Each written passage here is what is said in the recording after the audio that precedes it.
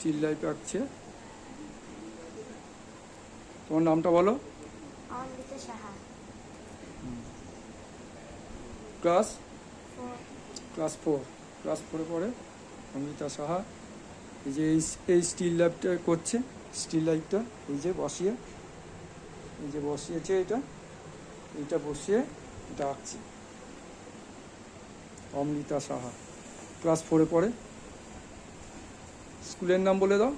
Naihati boys school primary. Naihati boys school primary.